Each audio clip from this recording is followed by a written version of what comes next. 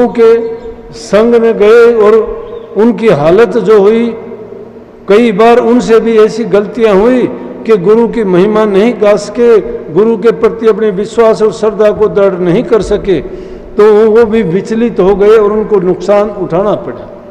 किस प्रकार से? एक छोटा सा संवाद आता है रामायण में। काकभूषुंडी जी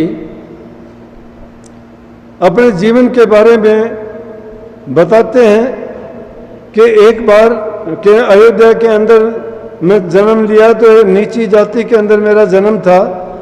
गरुड़ जी से कहते हैं कि वहाँ अयोध्या में रहते हुए मुझे बहुत साल बीते, लेकिन मेरे पास धन काफ़ी था जिसका मुझे घमंड हो गया। मैंने साधु महात्माओं संतों की कोई कदर नहीं करी, बल्कि उनके बारे में मैं कुछ नकारात्मक सोच रखता था, जो मन में आता बोल देता था, कर देता था। लेकिन ऐसा वक्त आया, एक महाकाल पड़ा और मुझे अयोध्या नगरी छोड़नी पड़ी। ये काकभूषुंडी जी पिछले जन्मों की बात बताते हैं।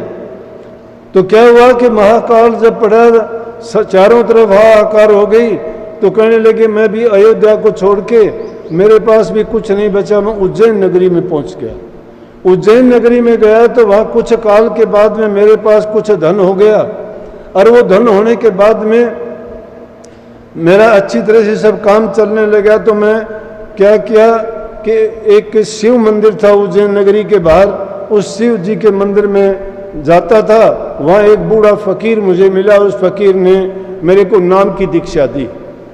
कहने का मतलब उन्होंने उनको गुरु के रूप में स्वीकार किया, उनका वो शिष्य हो गया।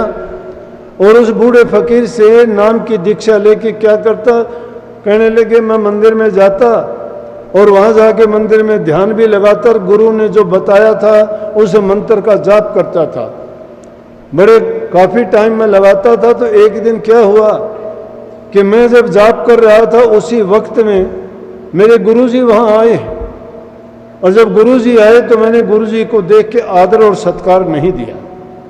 मैं गुरु को देख के उठा नहीं, मैंने उनको देख लिया, मैंने जानबूझ के ऐसा किया, निरादर किया गुरु का। मैंने इज्जत सम्मान के रूप में खड़ा तक नहीं हुआ, बंदगी तो करना दूर की बात।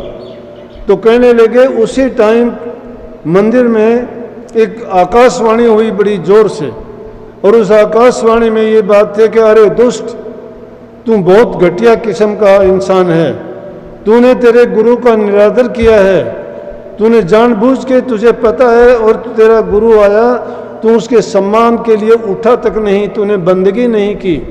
जिसने तुम्हें सब कुछ सौंपा, जो चीज़ इस संसार में कहीं नहीं मिलती है, वो गुरु ने तुझे सहज में दे दी, जिसके बदले में गुरु ने तेरे से कुछ नहीं चाहा। गुरु कुछ शिष्य से चाहता नहीं है, चाहता तो शिष्य है, लेकिन उसके बावजूद भी गुरु का उपकार देखो कि शिष्य के हित के लिए कबीर साहब लिखते हैं, कबीर गुरु सबको चाहे, और शिष्य कबीर गुरु सबको चाहे, लेकिन शिष्य नहीं चाहता किसी को भी। चाहिए शिष्य को कि वो सब कुछ चाहे, लेकिन चाहता गुरु है। गुरु शिष्य का हित करना चाहता है, लेकिन फिर भी शिष्य समझता है कि गुरु से मैं सब कुछ हासिल कर लूं, लेकिन मुझे कुछ ना करना पड़े। जब ये आकाशवाणी हुई और गुरु भी वहाँ मौजूद था, तो कहते हैं काकभूषुंडी जी कहने लगे, मैं कांपने लगा थर थर, और मेरी हालत को देख के मेरे गुरु को बड़ा दुख आया।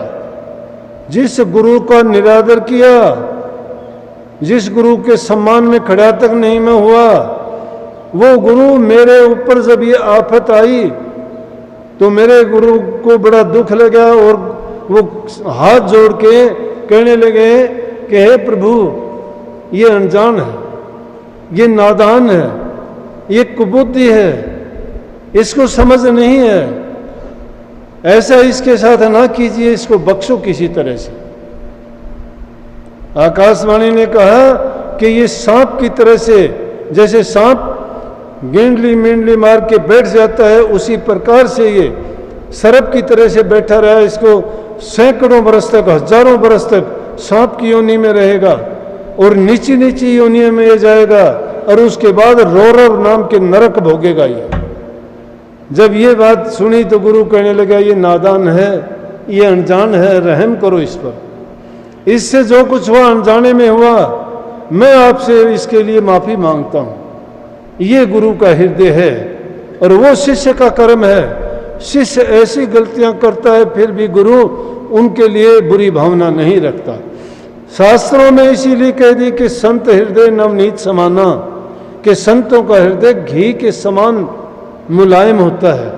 परंतु घी नहीं, घी की मुलायमत भी उसको हम गर्म करेंगे ताएंगे तो ही उसका चिकना पड़ाता है।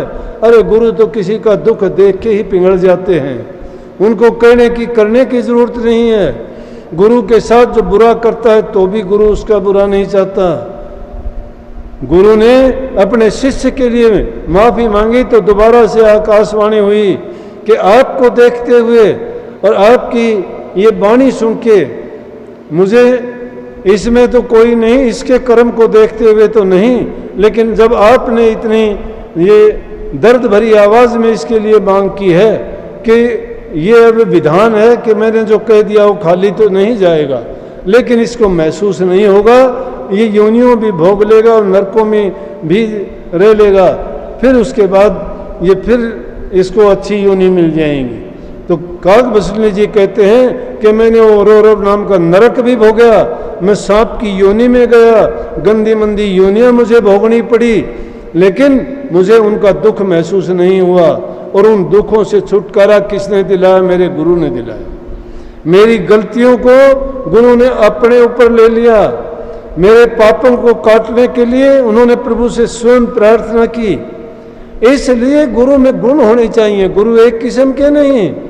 कहते हैं जगह जगह कहते हैं कि गुरु हैं 4 प्रकार के अपने अपने अंग, पारस गुरु, दीपक गुरु, मल्लिया गुरु, गुरु भृंग, ये 4 प्रकार बताए गुरु के। एक पारस गुरु, पारस गुरु उसको कहते हैं, पारस एक पत्थर मणि होती है, उस पारस पत्थर को अगर लोहे से छू देते हैं तो सोना बना देती है, लोहे को सोना बना देती है, चाहे वो लोहा खोटा भी क्यों ना हो, लेकिन सोना आप वो पारस पत्थर नहीं बना सकती। इसी प्रकार से जो कुछ जीव होते हैं वो अगर गुरु के पास जाते हैं तो उस पारस पत्थर का गुण उन गुरुओं में होता है, तो उनको लोहे से वो उनको सोने की तरह से सोने जैसा इंसान बना देंगे। उनकी कमियों को निकाल के उनको ज्ञान दे के पारस वाला गुण दे के उनको सोना बना देंगे, लेकिन था पहले लोहा। दूसरे किस्म के गुरु कहे दीपक गुरु। दीपक गुरु को कबीर गुरु भी कहते हैं। ये कबीर साहब का सिद्धांत है। वो कहते हैं कि गुरु ज्ञान का दीपक है जो अज्ञान को मिटा देता है।